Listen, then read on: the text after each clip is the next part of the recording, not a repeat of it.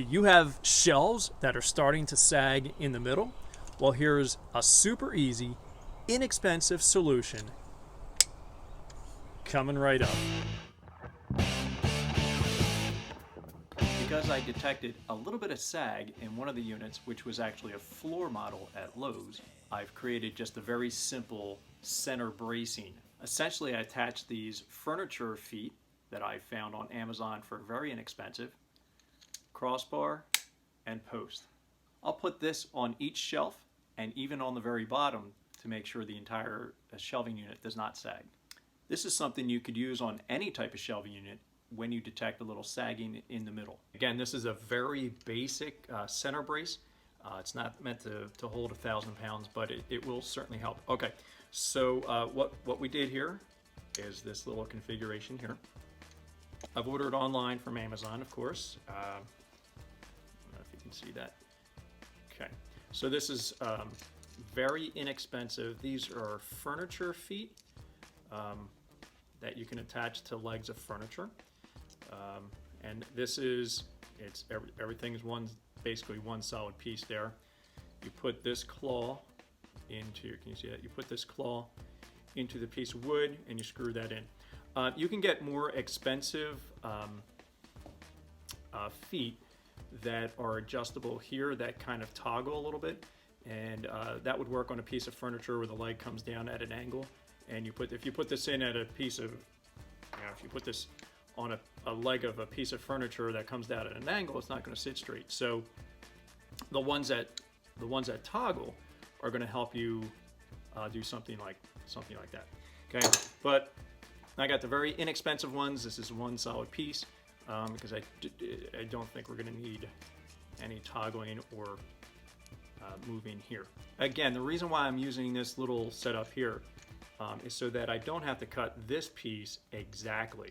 I mean, we could do it just like that, but with this guy here, it gives you a little bit of room for error, and when you put it in the shelf, you can just adjust this either to make it a little bit higher, to extend it a little bit more, depending on how you cut this here. Okay, so let me show you how I do that. All right, so since I have this one done and I don't need to put one of these in here, I'm actually just going to do it on a piece of 2x4 that I have ready to go. Unfortunately, I don't have any more of these dowels.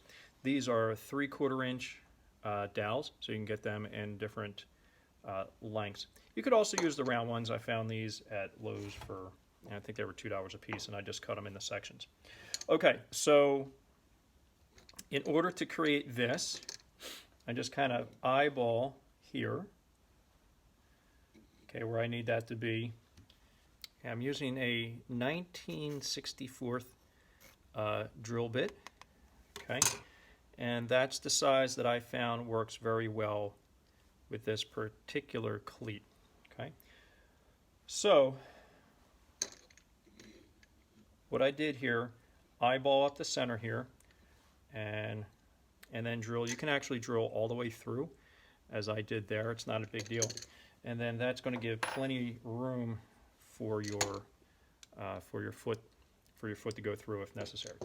Okay, so very simple procedure. Drill hole, put this on there, take hammer, tap it in, and you're ready to go. I'll show you how you do that. I'll use just a piece of scrap wood here. All right. So again, I just kind of eyeball everything here. I'm sure you could measure, but I don't think we need to be too scientific here. So eyeball it straight up and down as best as possible.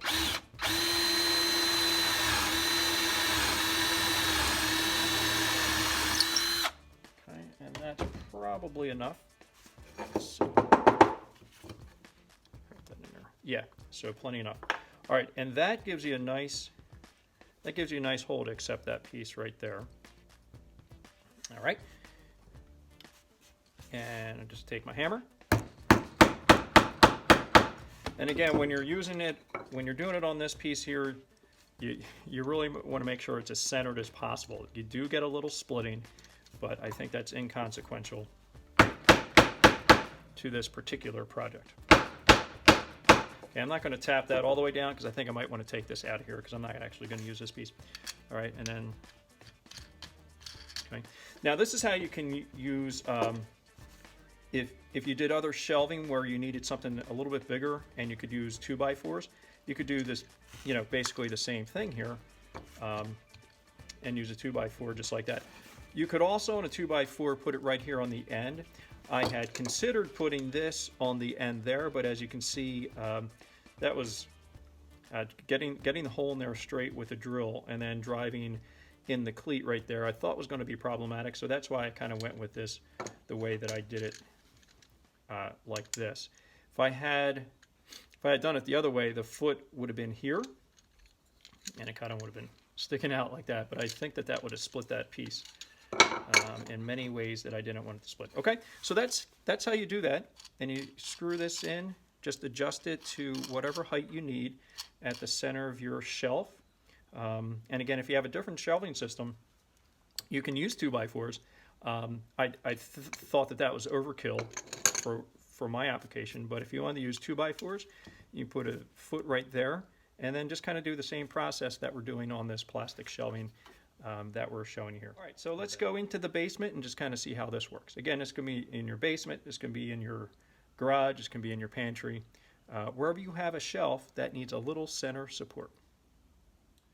Okay, so this brace is essentially you can use it in any type of shelving. I have the plastic commander set up here. So all I need to do is put this cross brace underneath the shelf here and lift up a little bit and slide it right in. If you want it a little bit tighter, just unscrew that little foot you have there. And of course you want to line it up on both ways. Make sure it's at a right angle here and over here. For the bottom one, I used a little bit wider 1x2, I guess this is. Okay, put the hole in there, put in the cleat, screw it in, get it pretty close, right around here at the edge. Just kind of scooting it on back. Okay, and this is my center brace for the very bottom shelf. Okay, that's a little loose, so I'm going to unscrew that just a little bit, make it a little bit more snug as we go in there. Okay, lift up a little bit.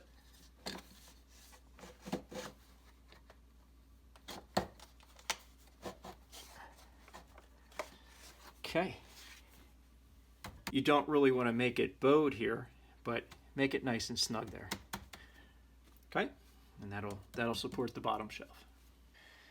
Then we'll just do that for each shelf. Remember, if you need to make an adjustment, it's just as simple as turning this either clockwise or counterclockwise to make it higher or lower. Okay, we bring that up here.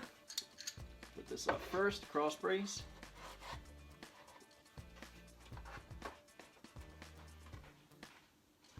Okay, and there you have it. Oops. Okay, if you hit these, they're going to fall out. Okay, again, these are not concreted or cemented in there. They're just a little extra support for the center of your shelf. Okay, here is the finished project. You see that I have the center supports on each shelf in the same placement, going all the way down to the floor. And this center section here is a little modification on this particular shelving setup that I have. So I had to create new feet anyway, so I used the furniture adjustable feet. And by using just a scrap piece of 1x2, I was able to create a foot for each one of these legs, and now each leg is adjustable to the unlevel surface of our basement floor. And that's it. Thanks for watching. Please subscribe.